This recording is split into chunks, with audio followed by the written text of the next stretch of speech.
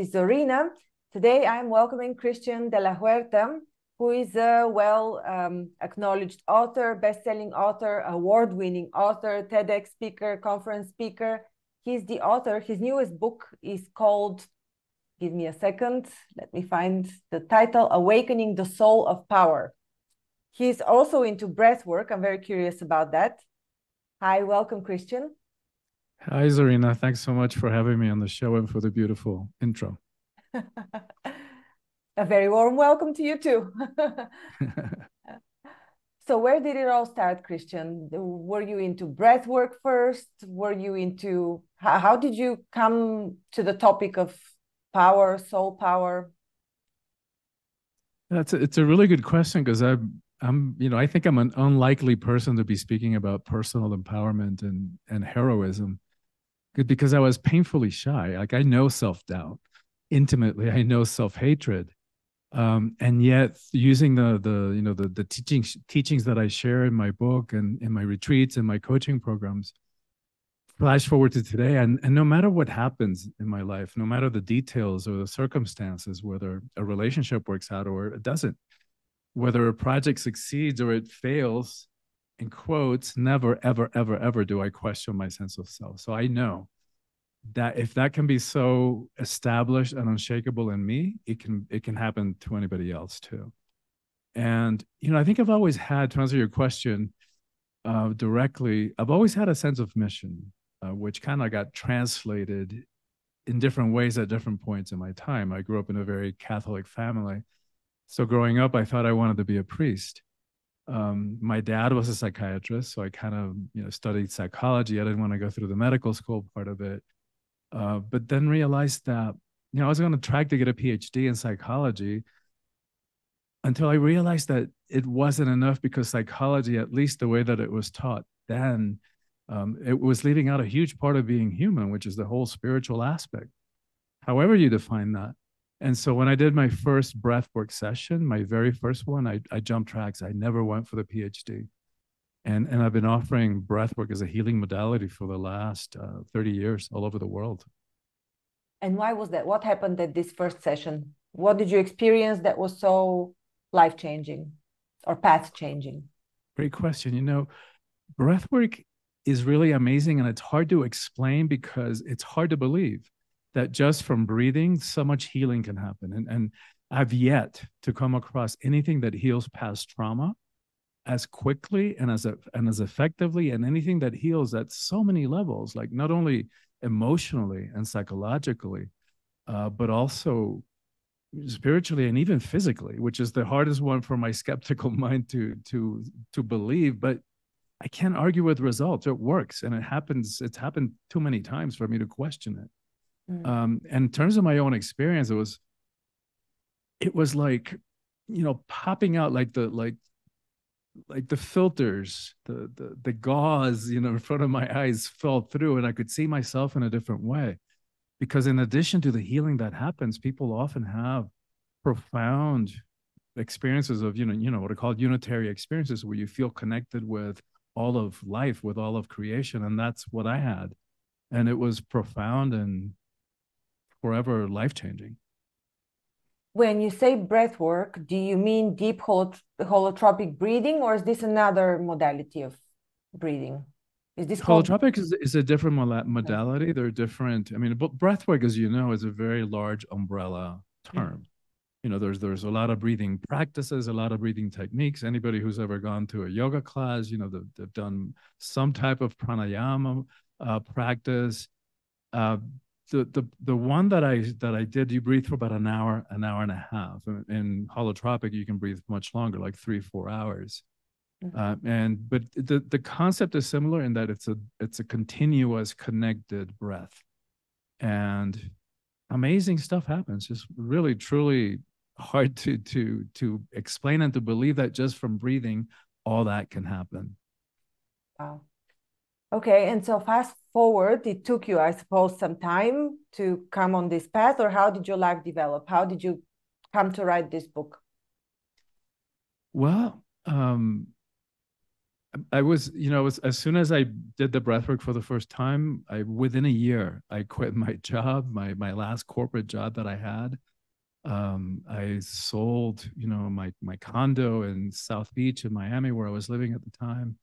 I sold my car, gave away most of my belongings, and went off on a spiritual journey.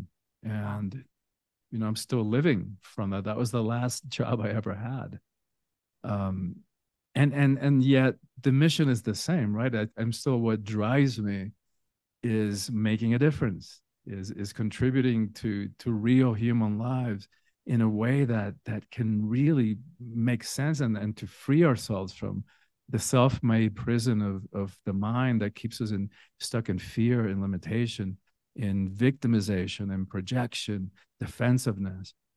So with the teachings that I share in my retreats and in my books, combined with the breath work, it's a really, really powerful combination.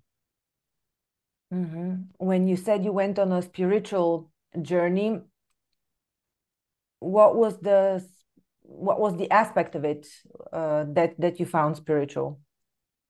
Well, I actually joined an ashram, a spiritual community. I was part of that spiritual community for about 5 years, which is where I learned a lot of, what I'm teaching now, a lot of, like even not only concepts derived from Eastern teachings, combined with my understanding of psychology more from the Western perspective.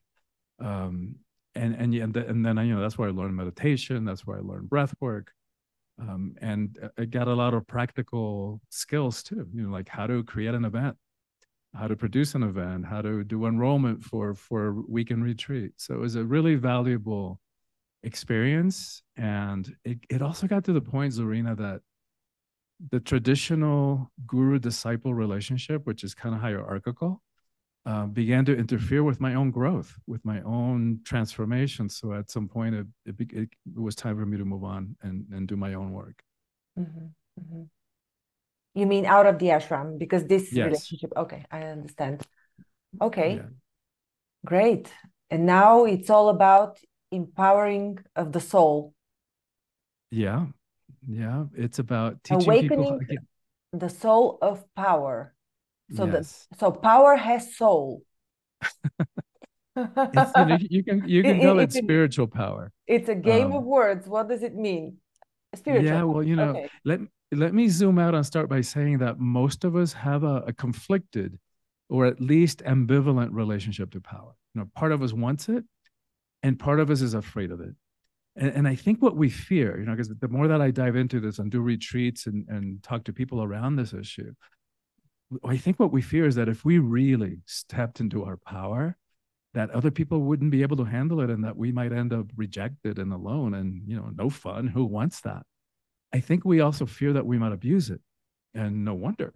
How many abuses of power have each of us witnessed in the course of our lives? And all we have to do is turn on the news or read through the headlines on any given day to witness at least one abuse of power. And then we've also been conditioned to believe that power is a bad thing, with quotes like power corrupts and absolute power corrupts absolutely. And who wants to be corrupted? But what they didn't tell us about that quote is that Lord Acton, who spoke those words, was speaking specifically about political power, not personal power, which is what we're talking about. So, and when you add to that mix the fact that we've been conditioned to talk about the emotions, to look at the emotions and consider them as weakness. We hate conflict. We avoid confrontation. When you put all that together, what happens is that we end up giving away our power, our innate power that nobody can give us, nobody can take away from us.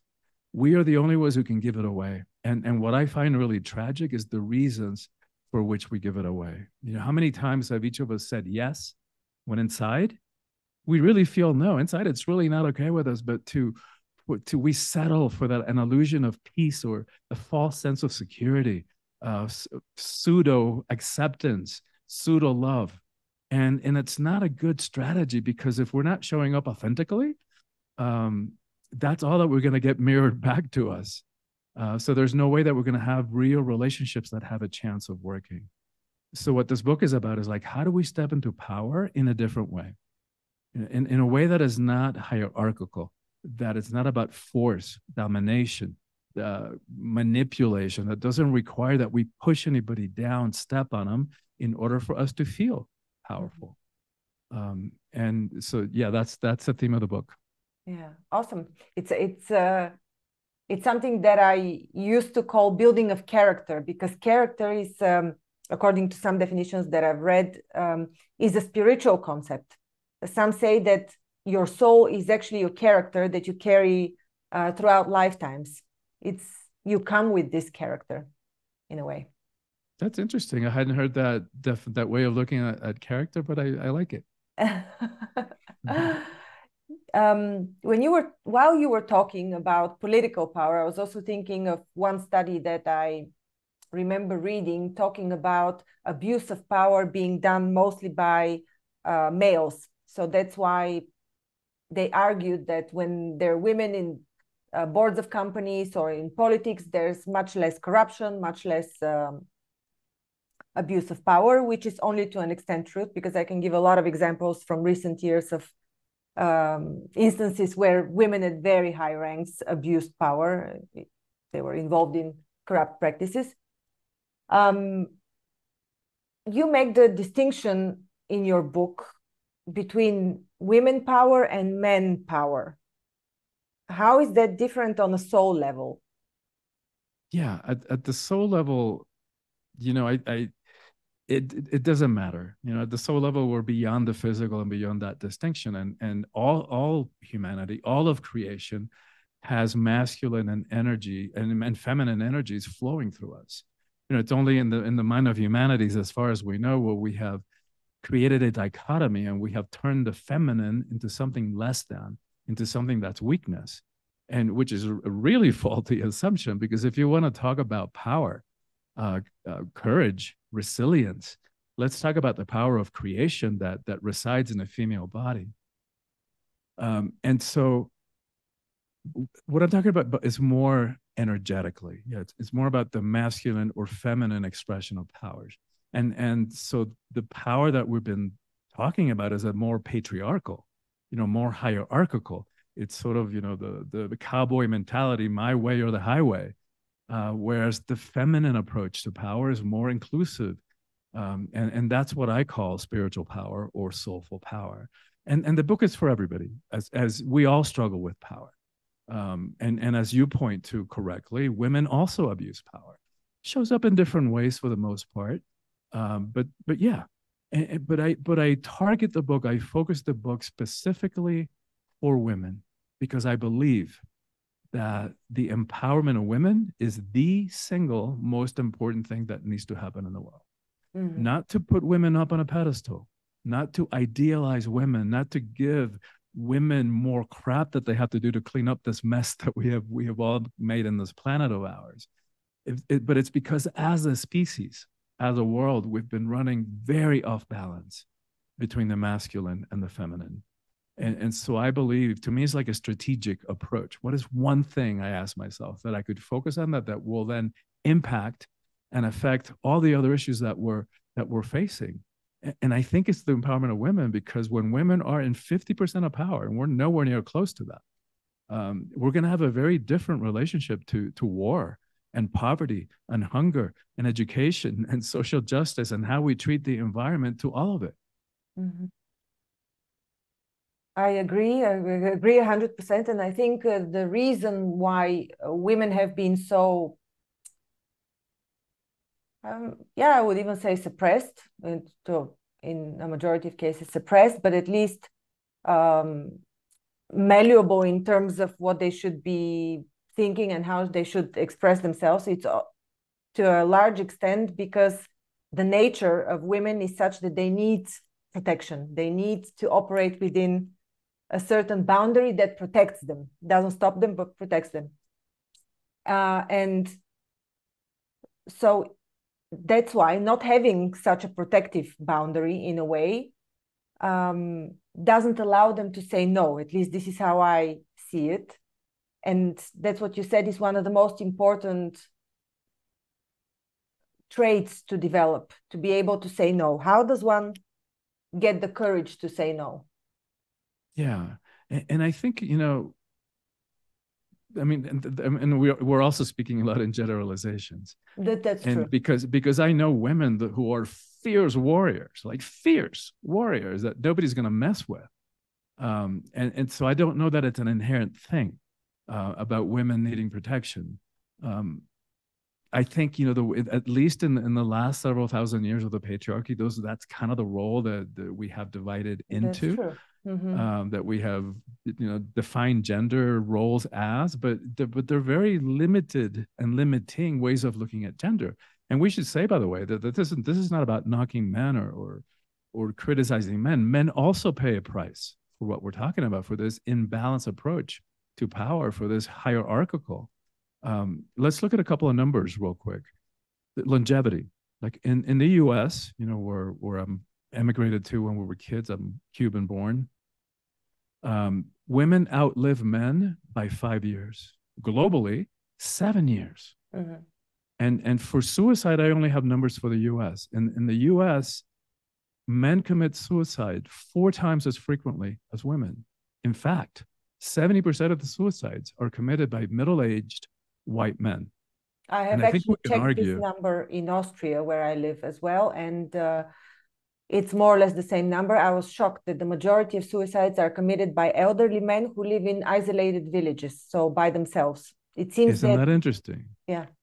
It's fascinating because you would think, I think it's pretty clear, and and that you can't argue with the fact that the majority of the power in the world is still held by middle-aged white men. And so you would think, well, the group that holds the majority of the power should have more privilege, should have, you know, longer and better quality of life. But no, something is not working. Something is off, both in terms of longevity and suicide. And I think it's because there's limited way of looking at what it means to be a man, that we've gotten this definition and this idea that a man has to walk around like this uncaring, unfeeling robot.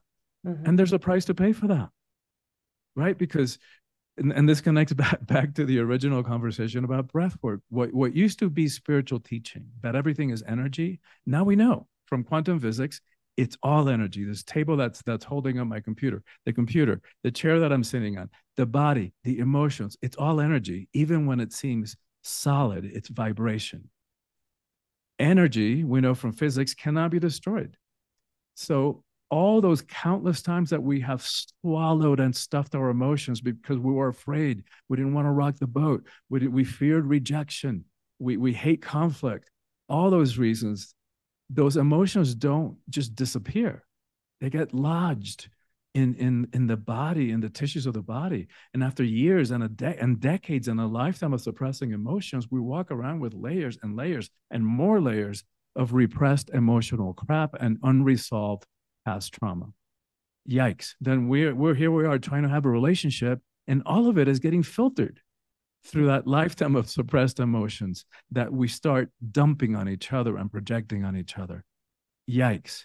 And so that energy has to come out one way or another. And the way it works is like, you know, we suppress, and then the next poor unfortunate soul says something to us the wrong way, and boom, volcanic eruption.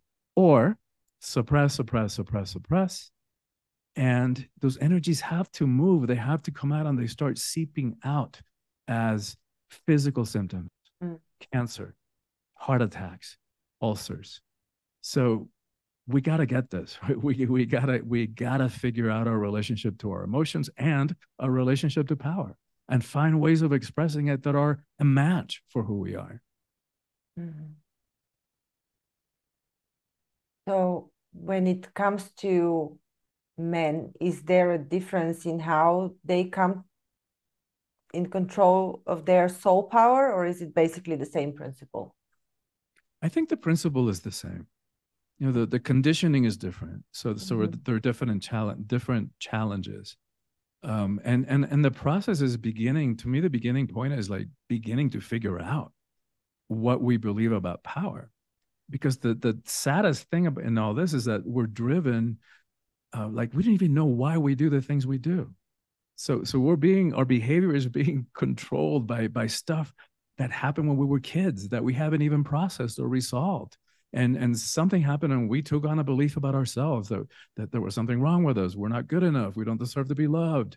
Like, maybe the parents got divorced, and those little minds that didn't know any better personalized it and made it about them. It's like, well, doesn't daddy love me? How come mom left me? And what's wrong with me? And none of it is true. These are just misunderstandings of young minds that didn't know any better. So the process, like Carl Jung, the psychologist, said that the process of enlightenment is allowing the subconscious to become conscious, because then we can make choices about what we do and what we believe and how we relate to others from a place of clear choice, not because of something that happened to us that sometimes we didn't even remember, and the choices that we made consequently. So the process begins by going within and figuring out our relationship to power, and why we do the things we do, what triggers us, when do we react. Well, because the things that trigger you are going to be different than the things that trigger me. And when, what kind of relationships do we tend to give our power away?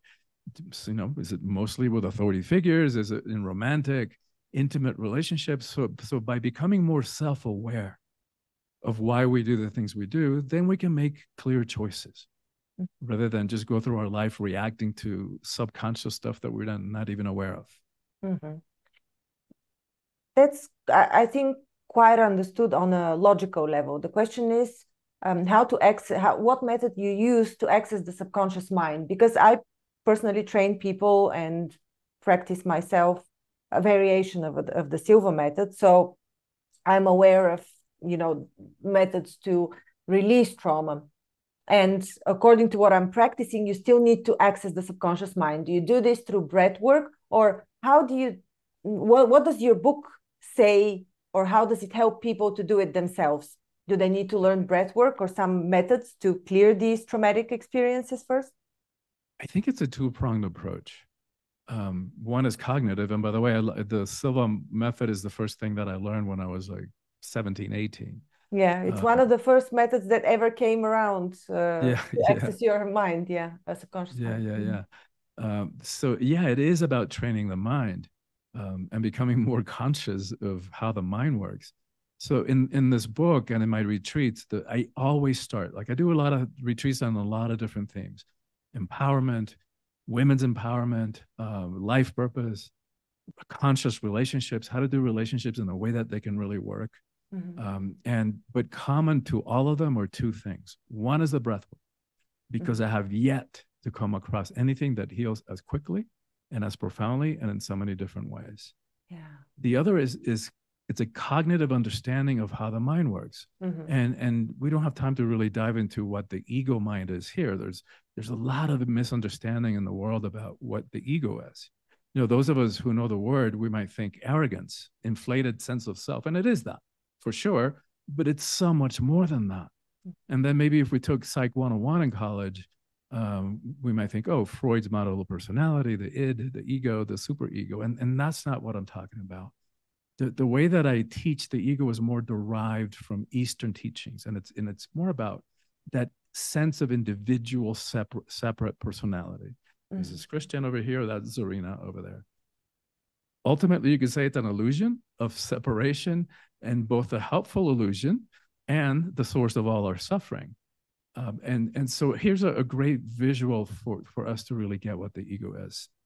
If you put a football in the center of a stadium, that's what the ego is. Who we are is actually the stadium. And we've allowed this tiny, tiny, tiny part of us to think that it is all of us, and to make choices, like really important, critical, consequential choices about our life and what we do and in our relationships from its very small, limited, and always fear-based perspective.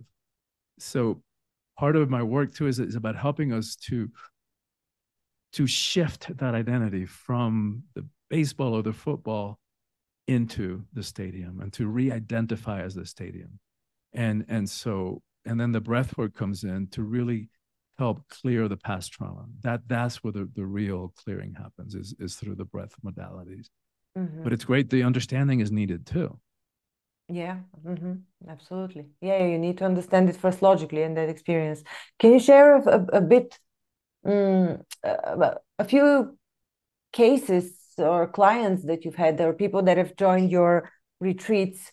What are some of the changes that you've observed in their lives, in their personalities?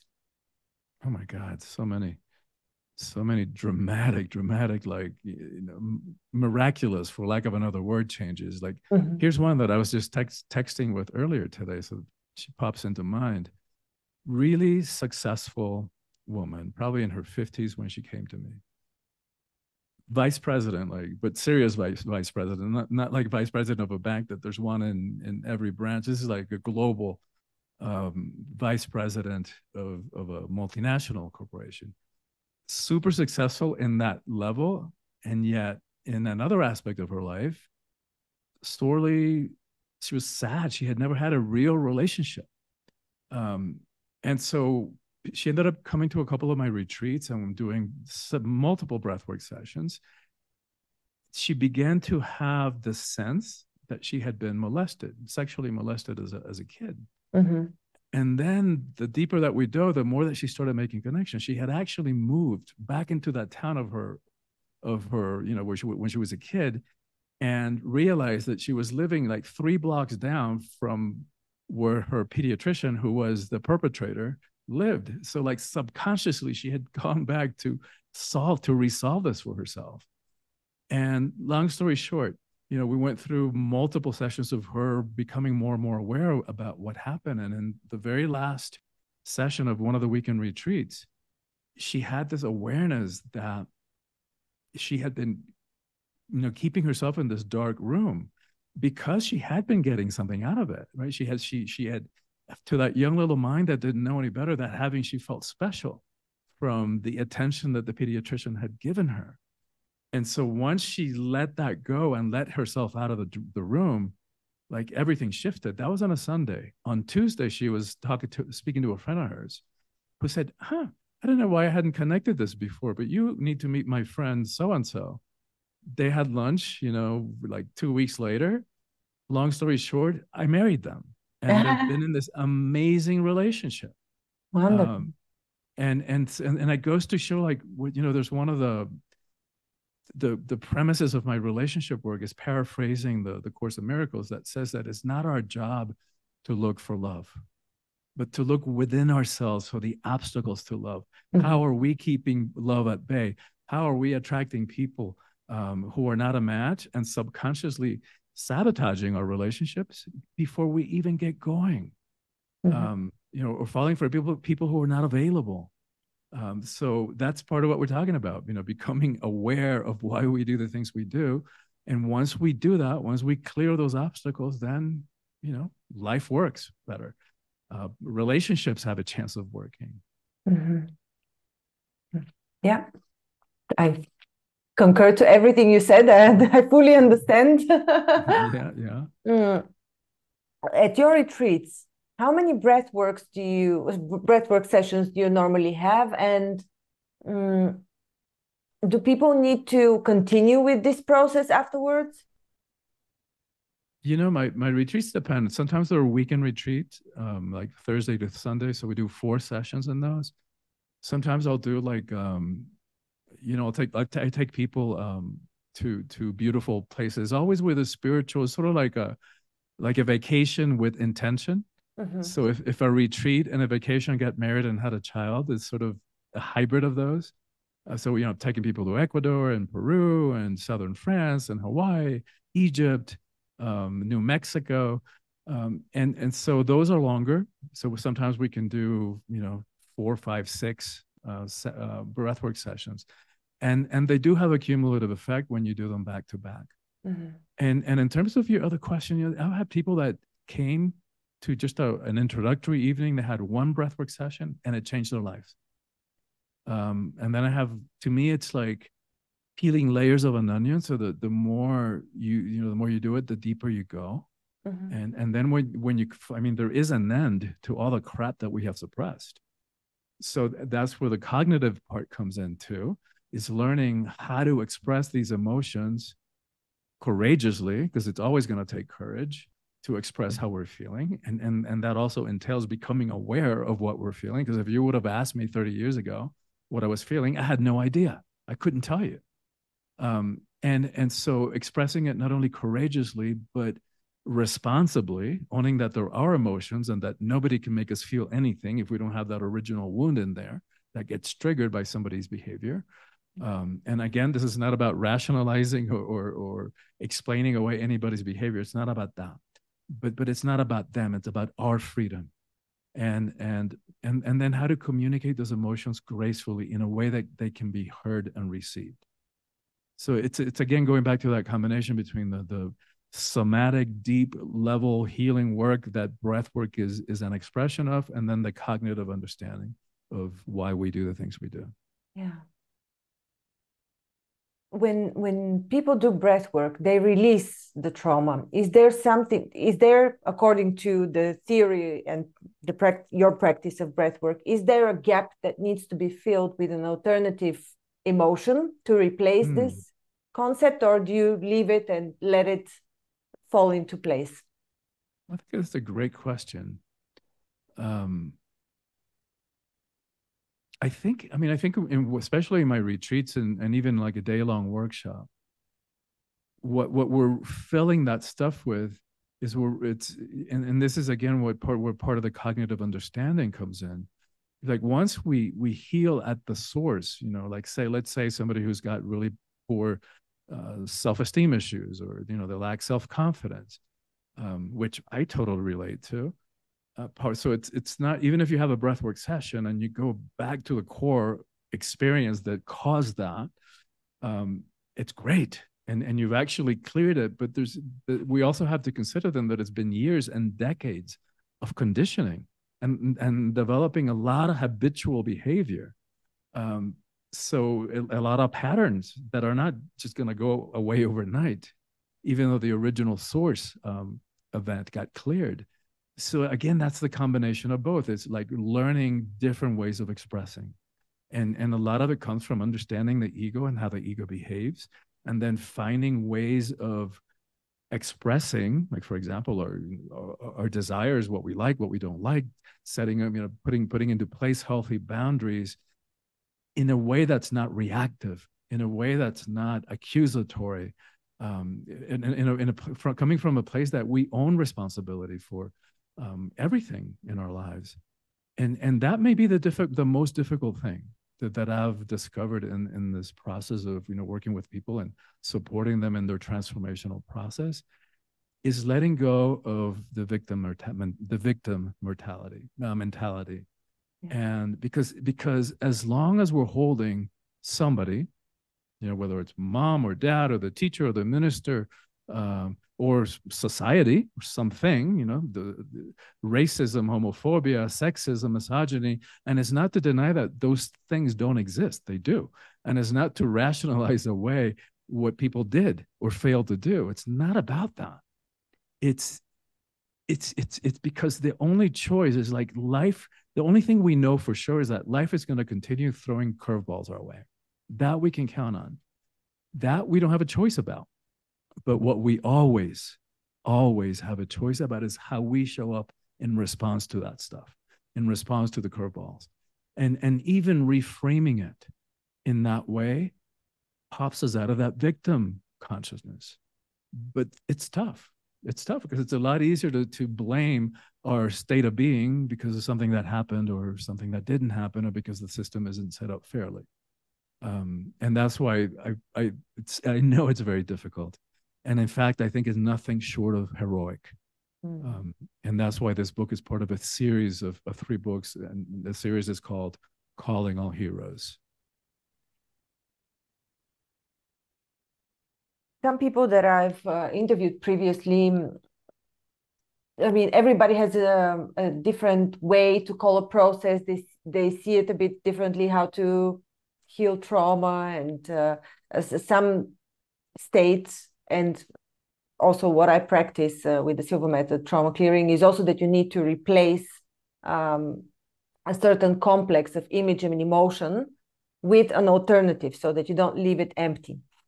Now, I I understand that the habits still remain. And there was somebody whom I recently interviewed, Rebecca Whitman, and when I asked her specifically about that, what about all these groove ways, the habits, basically, your energy flows a certain way, you're used to acting and reacting a certain way, even though the pain is gone and the image is gone, the cause. Yes. And she says, well, sometimes there's this quantum leap. Have you observed this, that there's a quantum leap and people suddenly change their whole mindset? That's true too. I have witnessed that. Yeah. Yeah, which is why I kind of held myself back from making a real general statement about that. I think for the most part, it is important, and it's part of finding, replacing patterns with healthier patterns, or at least new ways of looking at ourselves. And that's where my teachings of the ego come in, right? So we stop identifying as the little football, and we start re-identifying as the stadium, which has a whole different way of being. Mm-hmm. And I've seen that happen really quickly sometimes. Yeah. And sometimes one of those experiences in breathwork can totally shift the way that we see ourselves. Mm-hmm. And I've noticed too, like, people who come to my retreat, which I'm just now starting to do live events again, because even though we needed to be breathing during the pandemic, we couldn't be breathing together in a room, in the same room. But what I've noticed over the years is that people would then come to a weekend and have this incredible expansion, shift the way they saw themselves and the way they saw life. And when they went back home, if they didn't have a support system, practice, a system of accountability to keep themselves, going for what they said they wanted, it's easy. It's not hard to get sucked back into the demands and the responsibilities and the distractions of day-to-day life. Yeah. And then, pretty soon those old voices of fear and self-doubt would start sneaking up again and dragging them down, and they'd have to come to another retreat. What I'm grateful to the pandemic for, one thing that I am, and without, minimizing the tragic aspects of it, is that for me, after 30 years of doing retreats, I couldn't. My income came to a screeching halt. I remember the last retreat that I did in 2020. And so it forced my hand to do what I'd known for years that I needed to do, which was to develop virtual online programming, because not everybody's going to be able to come to one of my weekend retreats. So that's what I did. So now I'm starting to do the retreats again with the breath work. And one thing that I'm really appreciating about this, I developed a year-long coaching program. What I'm really appreciating about it is that I get to stretch out the teachings over the course of a year, deliver it bite-size. I know how busy everybody is. So weekly content, but with two different things that I'm not able to do on a weekend retreat. One is interactivity. So along with the weekly content, which is derived from my books, come practices that are designed to integrate the teachings so that they don't stay at the level of great ideas, right? We don't need more information. What we need, we've got information overload. What we need is transformation. And that only comes from like really taking on and living from a set of teachings. And that's what those power practices are designed to do. The other thing that I'm able to do in a year-long program is put in a system of accountability. So coaching calls with me every 2 weeks. And in between, they get together in smaller groups, or I call them power pods. And the whole thing is to be both supportive and keep us accountable doing what we said we want to do. And what I've noticed, Arena, is that it's making the transformation much more sustainable, stretching it out over the course of a year, because we're going through our lives and crap is coming up and challenges and relationship stuff and stuff at work. And we get to handle it in real life in these coaching calls in real time. Yeah. Can people join at any time, or is there a starting date? Like, do you have a certain date for intakes? Yes. Yeah. We're doing intakes now. The next one starts in January. And it's a journey, right? We take them on the same journey. So, and it's live, where the calls with me are live. So you can't just, it has an actual beginning and an actual end. Yeah. Mm-hmm. So yeah, but we're taking coaching calls. I mean, we're taking interview calls now for people who might be interested. And where can people get in contact with you? What is your website? My website is soulfulpower.com. SOULFUL power, POWER.com. Mm-hmm. And I'm not sure when this is going to be aired, but we do like every 2 months, we do free master classes to give people a sense of the work in it. And even if they just come to the master class, they'll get enough value that will shift some significant aspect in the way that they see themselves. Mm. Fantastic. Christian, thank you so much. When is your next retreat? And where? The next live retreat is in Northern California, so north of San Francisco. And it's the November 30th through December 3rd. Mm-hmm. So 3 days. 3 days. Yeah, Thursday night, and we part ways on Sunday afternoon. Mm-hmm. And there's information about this retreat also on your website. Yes. Mm-hmm. All right. Fantastic. Thank you. Thank you. This was a very interesting conversation. I'm going to look more in depth into breath work. I'm curious now. Good. I can't recommend it highly enough. And one thing that I'll add is that it can be ecstatic. Like not only like the main reason to do it is the healing effects, but it can be ecstatic. And some of the experiences can be like profound inner peace. And so thank you. And thank you so much for having me on the show. And thanks for having the show. Because I know in your willingness to do that, many lives are being touched and impacted. So thank you. Thank you. Thank you also for the kind words. I hope so. Yes. Great. Thank you. Thank you, Christian. And good luck with all the programs and the good that you're spreading in the world. Thank you so much.